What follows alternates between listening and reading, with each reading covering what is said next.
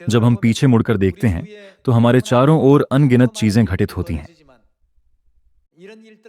कुछ लोग उनके साथ उदासीनता से पेश आते हैं, जबकि कुछ लोग छोटी छोटी बातों पर भी संवेदनशील होते हैं।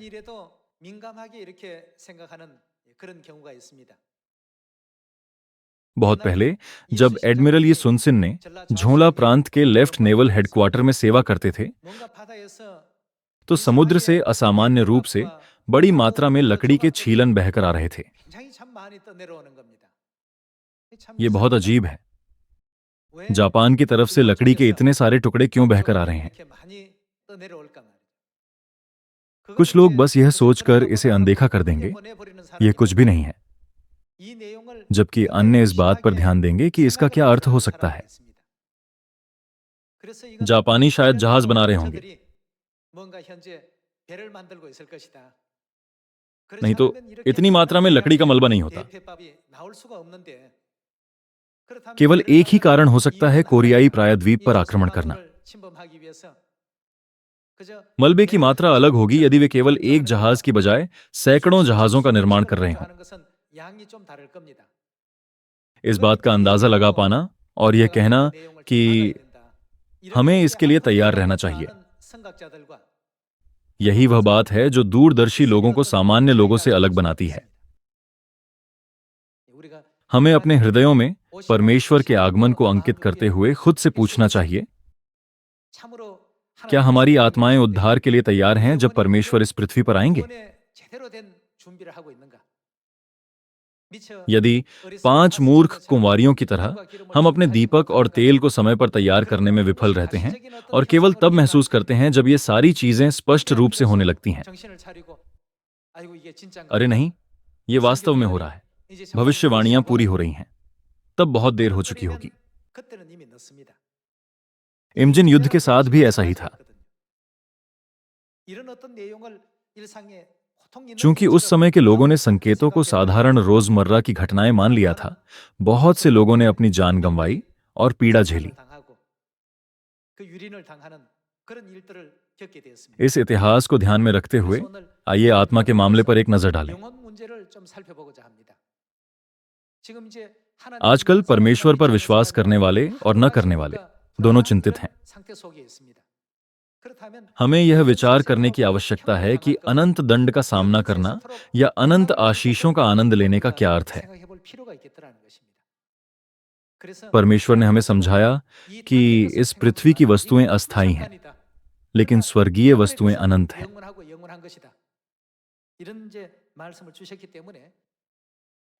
इसलिए जब आप ऐसी खबर सुनते हैं तो आपको इसे हल्के में नहीं लेना चाहिए, लेकिन एडमिरल ये सुनसिन की तरह भविष्य को देखना चाहिए।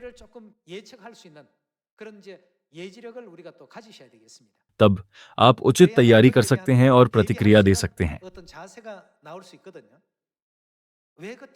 नहीं तो हम यह सोचकर खेद महसूस करेंगे और दुखी हो सकते हैं, मैंने एक व्यक्ति को भी स्वर्ग के राज्य का समाचार क्यों नहीं बताया? मैंने उन दयनीय आत्माओं को क्यों नहीं बचाया? हमें विचार करना चाहिए, पिता और माता ने मानव जाति का उद्धार करने के लिए शरीर क्यों धारण किया?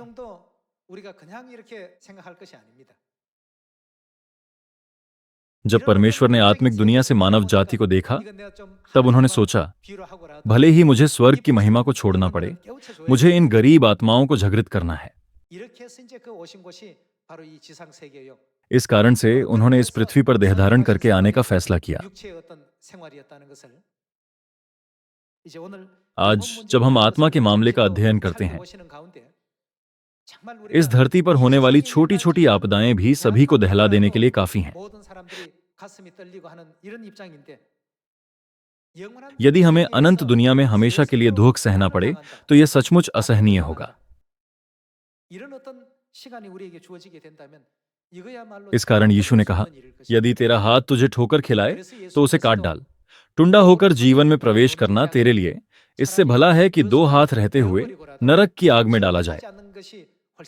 उन्होंने यह भी कहा, यदि तेरी आंख तुझे ठोकर खिलाए तो उसे निकाल देना ही नरक में डाले जाने से बेहतर है। परमेश्वर ने ऐसा क्यों कहा? ऐसा इसलिए है क्योंकि वह समय अवश्य आएगा। सभी लोगों, ऐसी दुनिया अवश्य से मौजूद है। आज आइए हम पहले पुष्टि करें कि भले ही हमारा शरीर इस पृथ्वी पर नष्ट हो, फिर भी हमारी आत्माएं स्वर्गदूतों की दुनिया में मौजूद रहती हैं। आइए लूका अध्याय 23 आयत 39 पर एक नजर डालें।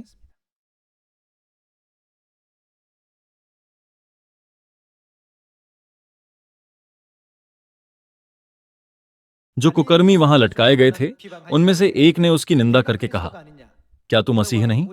तो फिर अपने आप को और हमें बचा। इस पर दूसरे ने उसे डांट कर कहा, क्या तू परमेश्वर से भी नहीं डरता? तू भी तो वही दंड पा रहा है और हम तो न्यायानुसार दंड पा रहे हैं, क्योंकि हम अपने कामों का ठीक फल पा रहे हैं, पर इसने कोई अनुचित काम नहीं किया। तब उसने कहा, हे यीशु, जब तू अपने राज्य में आए तो मेरी सुधि लेना। उसने उससे कहा, मैं तुझसे सच कहता हूं कि आज ही तू मेरे साथ, वह कहां होगा? स्वर्गलोक में होगा। तब स्वर्गलोक में किस तरह के प्राणी होंगे? यीशु को क्रूस पर चढ़ाए जाने के बाद उनका शरीर 3 दिनों तक कब्र में था। तो जब उन्होंने कहा, आज ही तू मेरे साथ स्वर्गलोक में होगा, उस समय स्वर्ग में किस प्रकार के प्राणी होंगे? परमेश्वर हमें यह प्रबुद्ध करते हैं कि शरीर आत्मा का वस्त्र है। हमारी आत्मा जीवन का मुख्य सार है। यीशु के बाईं ओर वाले डाकू ने उनकी निंदा की, लेकिन उनके दाहिनी ओर वाले डाकू ने उनका समर्थन किया।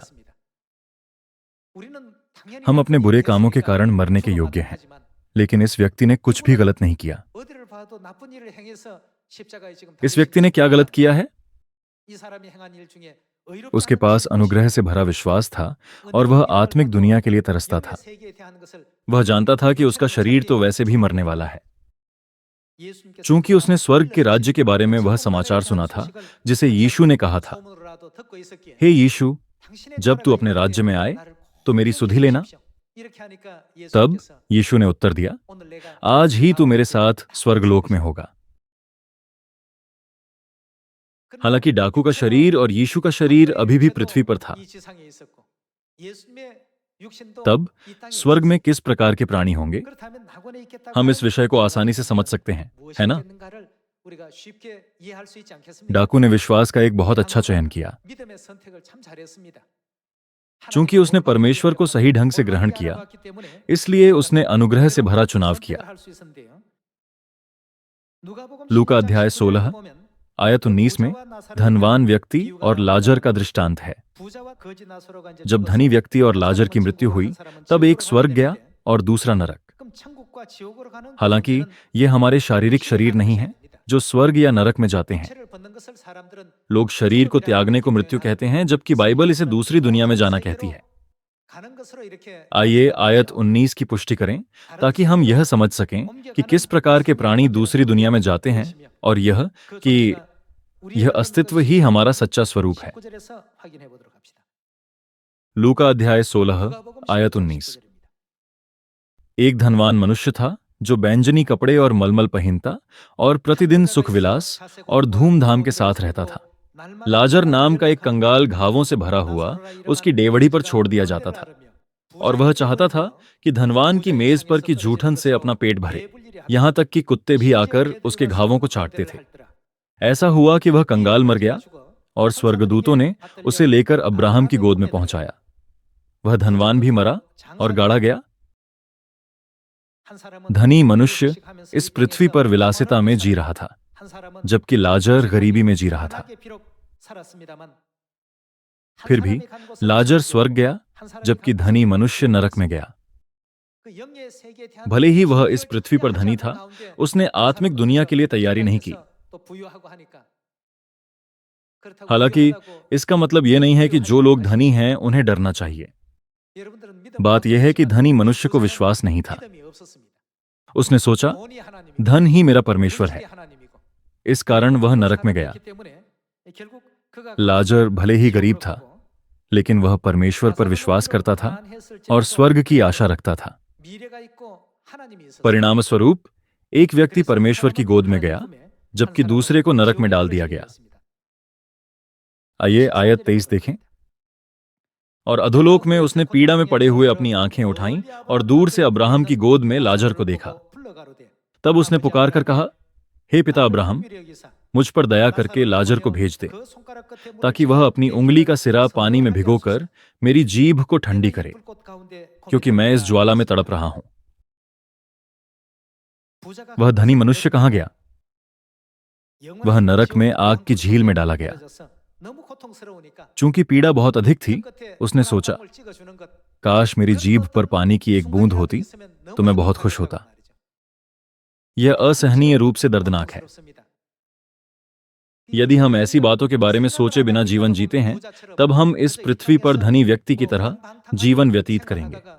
जब हम शरीर के तंबू को उतारकर परमेश्वर के न्याय के सिंहासन के सामने खड़े होंगे, तब यदि वह कहते हैं, तुम्हारा भाग नरक है, तो उस समय कुछ भी बदला नहीं जा सकता। यही कारण है कि परमेश्वर ने हमें पहले से यह शिक्षा दी है। चूंकि परमेश्वर स्वर्ग में आत्मिक दुनिया और इस पृथ्वी पर शारीरिक दुनिया को जानते हैं, इसलिए परमेश्वर हमें अनेक शिक्षाएं देते हैं ताकि कोई भी इस गलती में न पड़े। फिर भी चूंकि लोग अपने जीवन में इसका अनुभव नहीं करते हैं, वे स्वर्ग की दुनिया और नरक की दुनिया को नहीं समझ सकते। क्या ऐसी दुनिया सच में है? इस प्रकार लोग सोचते हैं, चाहे मैं दूसरों को नुकसान पहुंचाऊं या नहीं, जब तक मैं अच्छी तरह से जी सकता हूं, इससे क्या फर्क पड़ता है? आजकल सभी लोग ऐसे बनते जा रहा है। हालांकि धनी व्यक्ति और लाजर का भविष्य निर्धारित किया गया था, और यीशु हमें याद दिलाते हैं कि धनी व्यक्ति आग की अनंत झील में तड़प रहा था। आइए आयत 25 देखें। परंतु अब्राहम ने कहा, यहां क्या अब्राहम परमेश्वर को नहीं दर्शाता? हे पुत्र, स्मरण कर कि तू अपने जीवन में अच्छी वस्तुएं ले चुका है और वैसे ही लाजर बुरी वस्तुएं, परंतु अब वह यहां शांति पा रहा है और तू तड़प रहा है। इन सब बातों को छोड़ हमारे और तुम्हारे बीच एक भारी गढ़ा ठहराया गया है कि जो यहां से उस पार तुम्हारे पास जाना चाहें, वे न जा सकें, और न कोई वहां से इस पार हमारे पास आ सके।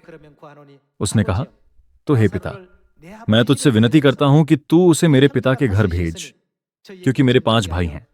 वह उनके सामने इन बातों की गवाही दे, ऐसा न हो कि वे भी इस पीड़ा की जगह में आए। उसने परमेश्वर से विनती की। धनी व्यक्ति ने पूछा कि क्या लाजर जीवित होकर अपने भाई के घर जाकर उन्हें चेतावनी दे सकता है? मैं तुम्हारे भाई से उसके मरने के बाद मिला था और वह नरक में बहुत कष्ट झेल रहा है। उन्होंने कहा कि उनकी इच्छा है कि आप भी वहां न जाएं। तब लोग उसके बारे में क्या सोचते? क्या इस व्यक्ति के साथ कुछ गड़बड़ है? कहानी कितनी भी सच्ची क्यों ना हो, वे इसे नहीं समझ पाएंगे। इसलिए परमेश्वर क्या कहते हैं? आयत 29। अब्राहम ने उससे कहा, उनके पास तो मूसा और भविष्यद्वक्ताओं की पुस्तकें हैं, वे उनकी सुने। उनका मतलब था, उनकी अपनी जिम्मेदारियां हैं, इसलिए उन्हें उनकी बात सुनने देना चाहिए। आयत 30।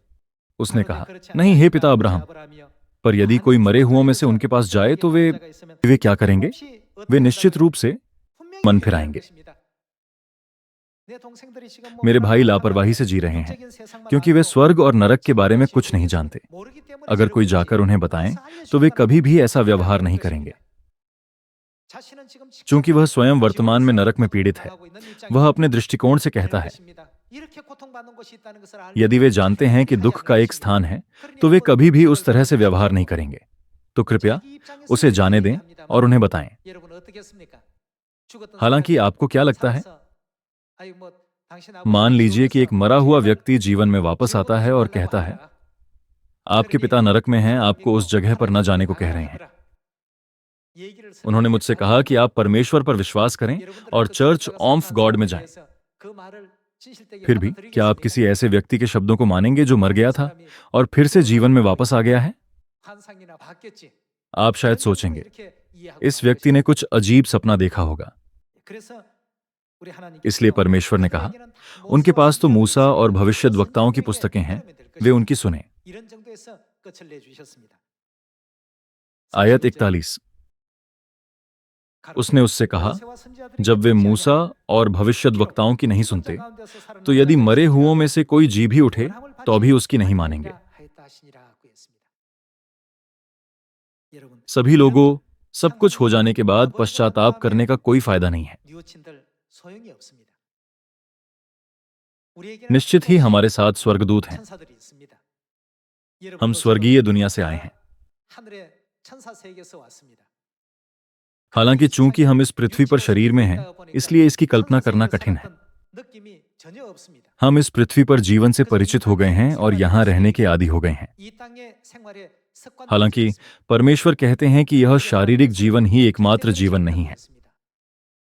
चूंकि अनंत दुनिया मौजूद है, इसलिए हमें स्वर्ग में प्रवेश के लिए हर प्रयास करना चाहिए। आइए हम ये ध्यान रखें कि ऐसी दुनिया निश्चित रूप से मौजूद है। आइए हम इब्रानियों अध्याय 1 आयत 13 पर जाएं।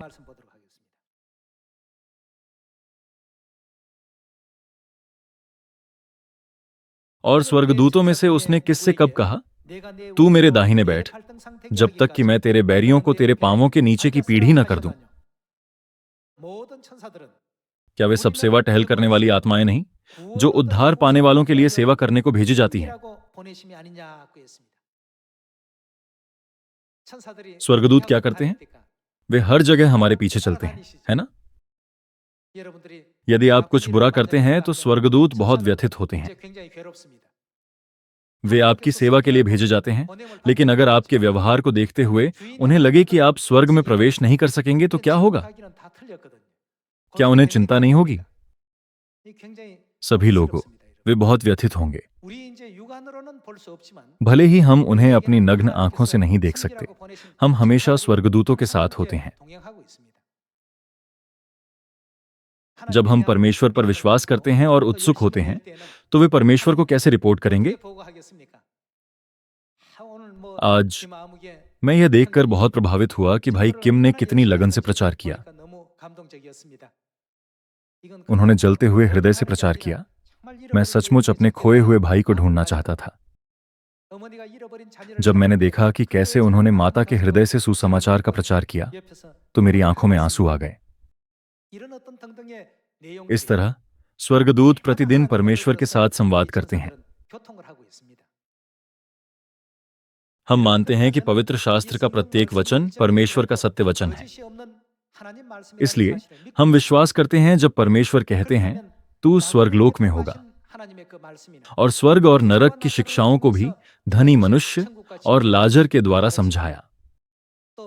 साथ ही सभी स्वर्गदूतों को उन लोगों के लिए परमेश्वर द्वारा भेजा और निर्देशित किया गया है जो उद्धार प्राप्त करेंगे।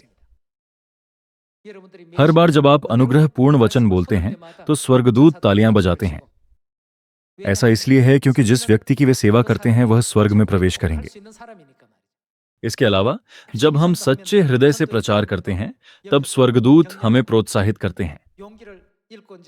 हालांकि अगर हम हिम्मत हार जाते हैं और हमारा विश्वास ठंडा पड़ने लगता है, तब स्वर्गदूत हमारे लिए दुखी होते हैं। वे कहेंगे, यदि आप स्वयं को थोड़ा और आगे बढ़ाएंगे तो परमेश्वर आपको शक्ति देंगे। आप इस क्षण को सहन क्यों नहीं कर सकते? वे हमारे साथ बहुत बेचैन महसूस करते हैं। जब हम परमेश्वर को बहुत महिमा देते हैं, तब स्वर्गदूत आनंदित होते हैं। लेकिन जब हम परमेश्वर से दूर होते हैं, तब स्वर्गदूत थके और व्यथित महसूस करते हैं। इस तरह स्वर्गदूत, जिन्हें परमेश्वर ने हमारे पास भेजा है, वे हमेशा हमारे साथ हैं। प्रेरितों के काम पुस्तक में एक दृश्य है जहां पतरस कैद किए गए थे। उस कठिन परिस्थिति में परमेश्वर ने फसह के द्वारा क्या किया? क्या परमेश्वर ने कैद खाने के दरवाजे नहीं खोले और पतरस को बचाया था? आइए उस दृश्य पर एक नजर डालें। प्रेरितों अध्याय 12 आयत 11।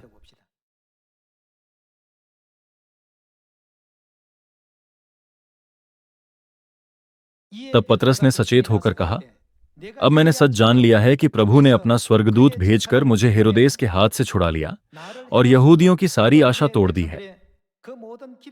यह जानकर वह उस यूहन्ना की माता मरियम के घर आया, जो मरकुस कहलाता है। वहां बहुत से लोग इकट्ठे होकर प्रार्थना कर रहे थे।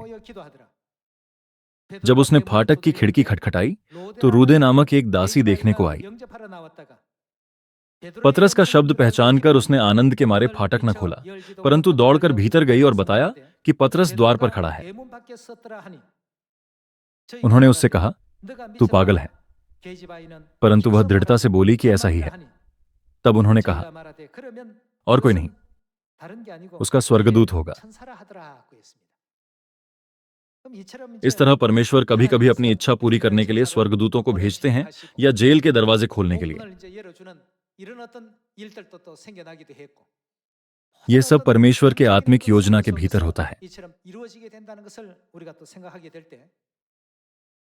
तब परमेश्वर की शिक्षाएं केवल हमारे लिए इस पृथ्वी पर मानने के लिए नहीं हैं। हम सबात मानते हैं, फसह मनाते हैं और विधियों का पालन करते हैं, हमारे अपने भौतिक जीवन के लिए नहीं।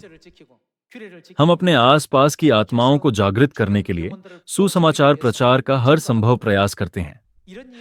हमें इस कार्य को कोई शारीरिक कार्य नहीं समझना चाहिए। इसके अलावा कौन हमेशा हमारे पीछे चल रहे हैं? जिन स्वर्गदूतों को परमेश्वर ने हमारी सेवा के लिए भेजा है, वे हमारे पीछे चल रहे हैं। स्वर्गदूतों के बारे में ये सभी शिक्षाएं प्रथम चर्च के समय में भी मौजूद थीं। हम प्रेरितों अध्याय 12 के द्वारा उनकी समझ का एहसास कर सकते हैं, जहां उन्होंने कहा, शायद आपने इसे गलत देखा है, यह पतरस नहीं बल्कि उसका स्वर्गदूत था। तब जब हम निष्ठापूर्वक परमेश्वर की इच्छा का पालन करते हैं, तब स्वर्गदूत क्यों आनंदित होते हैं? यद्यपि हम भौतिक रूप से यह नहीं देख सकते कि परमेश्वर के राज्य में जीवन कैसा है, आइए बाइबल के कुछ पहलुओं को देखें। आइए प्रकाशित वाक्य अध्याय 4 आयत 8 देखें।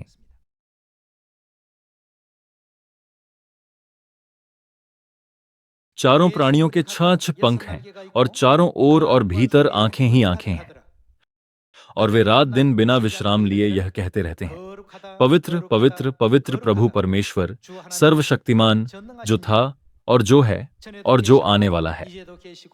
जब वे प्राणी उसकी जो सिंहासन पर बैठा है और जो युगानुयुग जीवता है, महिमा और आदर और धन्यवाद करेंगे। तब 24 प्राचीन सिंहासन पर बैठने वाले के सामने गिर पड़ेंगे और उसे जो युगानुयुग जीवता है प्रणाम करेंगे, और वे अपने अपने मुकुट सिंहासन के सामने यह कहते हुए डाल देंगे, हे हमारे प्रभु और परमेश्वर, तू ही महिमा और आदर और सामर्थ्य के योग्य है, क्योंकि तू ही ने सब वस्तुएं सृजी और वे तेरी ही इच्छा से थीं और सृजी गईं। स्वर्गीय लोक में रहने वाले आत्मिक प्राणी यानी स्वर्गदूत, वे परमेश्वर के सामने आनंद पूर्वक क्या अर्पित करते हैं? वे उन्हें भरपूर महिमा और स्तुति देते हैं। इसलिए हमें उन अदृश्य स्वर्गदूतों के अस्तित्व से कभी इनकार नहीं करना चाहिए, जो अभी हमारे चारों ओर हैं। वे निश्चित रूप से हैं। चूंकि यीशु के दाहिनी ओर का डाकू उनके अस्तित्व में विश्वास करता था, इसलिए उसने अपना विश्वास स्वीकार करते हुए कहा, यीशु, जब तू अपने राज्य में आए तो मेरी सुधि लेना। दूसरी ओर यीशु के बाईं ओर वाले डाकू ने ऐसी बातों पर विश्वास नहीं किया। इस प्रकार उसने सोचा, शायद मैं क्रूस के इस शारीरिक दंड से बच सकता हूं, और यीशु को सूली पर चढ़ाने वालों में शामिल हो गया। यह एक क्षणिक निर्णय था। इस दुनिया में रहते हुए हमें हर पल कितने निर्णय करने चाहिए? इन विकल्पों के आधार पर हम स्वर्ग या नरक जा सकते हैं। ऐसी स्थितियां अभी भी हमारे सामने हैं। जिनके कदम नरक की ओर बढ़ रहे थे, उन्हें तुरंत स्वर्ग की ओर मुड़ना चाहिए, और जिनके कदम पहले से स्वर्ग की ओर थे, उन्हें स्वर्ग की ओर चलते रहना चाहिए। जब आप इसे समझते हैं, तो स्वर्गदूतों का दुनिया वास्तव में एक शानदार जगह है। क्या माता ने भी हमें इस बारे में उपदेश नहीं दिया? क्या इसे मानव मस्तिष्क से समझा जा सकता है? स्वर्ग उस सबसे खूबसूरत, सबसे खुशहाल और सबसे आरामदायक दुनिया से भी परे है जिसकी आप कल्पना कर सकते हैं। क्या यह प्रयास के योग्य नहीं है? हमें वहां पहुंचना चाहिए। जब प्रत्येक व्यक्ति के सामने वह दुनिया खुलेगी, तब निर्णय लेने का समय नहीं बचेगा। ऐसा इसलिए है क्योंकि इस पृथ्वी पर सब कुछ पहले से नियुक्त हो चुका है। इस पृथ्वी पर एक छोटी सी विपत्ति के साथ भी लोग यह सोचकर डरते हैं, मैं इस विपत्ति से कैसे बच सकता हूं? हालांकि नरक की विपत्ति अतुलनीय है। लूका अध्याय 16 में धनी व्यक्ति ने कहा, अगर कोई मेरी जीभ पर पानी की एक बूंद भी रख दे तो मुझे बहुत राहत मिलेगी। ऐसे कष्ट का स्थान नरक है। इसीलिए परमेश्वर हमें अब उत्सुकता से बुला रहे हैं ताकि हम वहां न जाएं। भले ही हम थोड़ा सा भी भटक जाएं, वह कहते हैं आपको उस मार्ग पर नहीं जाना चाहिए। वह जानते हैं कि उस मार्ग पर जाना हमें आत्मिक मृत्यु की ओर नेतृत्व करेगा। हम सभी को शीघ्र परमेश्वर के राज्य में पहुंचना चाहिए। मैं प्रार्थना करता हूं कि उस दिन कोई भी पीछे न छूट जाए। आइए हम यीशु के दाहिनी ओर के डाकू के समान पूर्ण पश्चाताप करें, जिससे कहा गया था कि आज ही तू मेरे साथ स्वर्गलोक में होगा और पिता और माता की इच्छा के अनुसार आज्ञाकारी जीवन जिएं। मैं ईमानदारी से प्रार्थना करता हूं कि हम स्वर्ग के शानदार प्रतिफल के बारे में सोचते हुए पूरी शक्ति से दौड़ेंगे। इस समय स्वर्गदूत हमारे साथ हैं जो खुशी से तालियां बजा रहे हैं। आप पिता और माता को और अधिक महिमा, कृतज्ञता और स्तुति दें। अपने भाइयों और बहनों के साथ सुंदर एकता प्राप्त करें। अंधेरी दुनिया को रोशन करने वाली ज्योति बने और सभी भ्रष्टाचार और दुष्टता को मिटाने वाले नमक बने। मुझे आशा है कि आप शेष समय का उपयोग कई आत्माओं के उद्धार के लिए करेंगे। आपका बहुत बहुत धन्यवाद। परमेश्वर आपको आशीष दें।